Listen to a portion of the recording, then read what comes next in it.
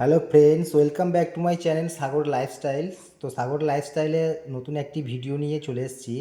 তো আজকে আমাদের এই পুকুরে জাল দেওয়া হচ্ছে, কারণ এই ধানি মাছটাকে বিক্রি করে দেওয়া হবে। আর এই মাছটা তো প্রায় 1 মাসের উপরেই হয়ে গেল, আর মাছটা তো বিক্রি করা হচ্ছিল না, কারণ তো সময় হয়ে গেছিলো। তারপরেও ধরো মাছটা যারা কিনবে তারা তো এই মুহূর্তে সময় দিতে পারছিল না, যে কারণে আমাদের মাছটাও বিক্রি করতে একটু সময় লাগছিলো। আর দেখো, আমরা এক এক করে সবাই এই পাড়েই চলে আসলাম, আর আমাদের জালটাও দেখো প্রায় হয়ে গেছে। তো এখন আমরা এই মাছটাকে একটা অন্য আপার মধ্যে নিয়ে নিচ্ছি।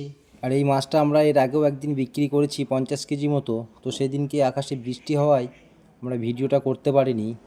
তো আজকে এই মাছটা দ্বিতীয় দিন বিক্রি হচ্ছে, আর একদিন বিক্রি করার পর বাকি যেটা থাকবে সেটা হয়তো আমাদের অন্য পুকুরে রেখে দেওয়া হবে। আর তারপরে আমরা নতুন করে আবার এই পুকুরে রুই, মিরিক আর কাতলা মাছের ডিম ছাড়বো।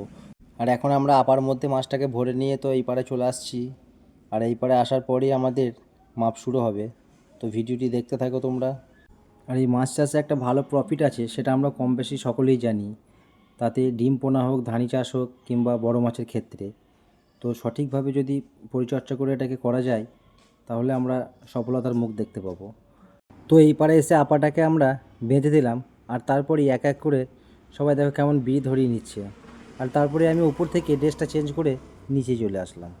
তো নিচে আসতেই দেখো ওর মধ্যে কী ছিল তো জানি না, তারপরে দেখো আমার পায়ের মধ্যে এটা ঢুকে গেছে আর প্রচণ্ড ব্যথা করছিল। তার খুব সাবধানের সঙ্গে কাজ করতে হয়। তো নিচে তো কী থাকে সেটা তো আর আমাদের জানা থাকে না, আর এই কাজগুলো করতে হলে সবসময় একটু আধটু এরকম হয়। আমরা এখন মাছটাকে মাপা শুরু করেছি, আর মাছটাকে হাঁড়ির মধ্যে দিয়ে আমরা মাথায় করে নিয়ে চলে যাওয়া হচ্ছে। একবারে রাস্তাতে গাড়ি আছে, কারণ এই ভিতরের গলি রাস্তাটা দিয়ে বড় গাড়ি ঢুকছে না, যে কারণে মেন রোডে গাড়িটাকে লাগানো আছে। মাছগুলোকে মাথায় করে নিয়ে যেতে হয়তো একটু সমস্যা হয়, তারপরেও কিছু করার থাকে না, কারণ সব পুকুরের পজিশন, মাছ চাষের ক্ষেত্রে পুকুরের পজিশনটাও কিন্তু একটা গুরুত্বপূর্ণ বিষয়।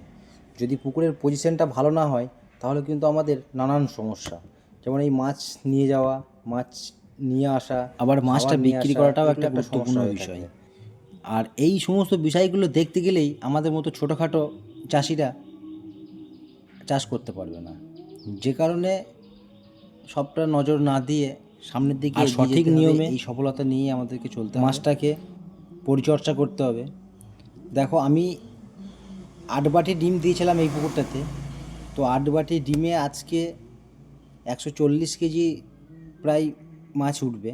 আর এর আগে একদিন 50 কেজি উঠেছে, তাহলে 140 আর 50 90, 190 কেজি মাছ উঠবে। তো 190 কেজি মাছ ফেরার পরেও আমাদের পুকুরে এখনও মাছ থেকে যাবে। তো এটা পরিচর্যার কারণেই কিন্তু এটা হয়েছে। যদি পরিচর্যাটা সঠিকভাবে না হতো তাহলে কিন্তু এই জিনিসটা আসতো না, আর এই সফলতাটাও আমি পেতাম না। তো আজকে যদি প্রায় 200 কেজির ওপরে যদি মাছটা হয়ে থাকে তাহলে কিন্তু এখান থেকে একটা ভালো রকম প্রফিট আসবে। তো এইভাবে আমাদেরকে মাছ চাষ করতে হবে। আর একটা বিষয় হচ্ছে পুকুরের খাবার দেওয়া। তো খাবারটা প্রতিদিনই সময় মতো খাবার দিতে হবে। খাবার না দিলে কোনো মাছই বাড়বে না, তাতে সে ছোটো মাছ হোক কিংবা বড় মাছ হোক। তো আজকের ভিডিওটি এই পর্যন্তই। দেখা হচ্ছে অন্য কোনো ভিডিও নিয়ে।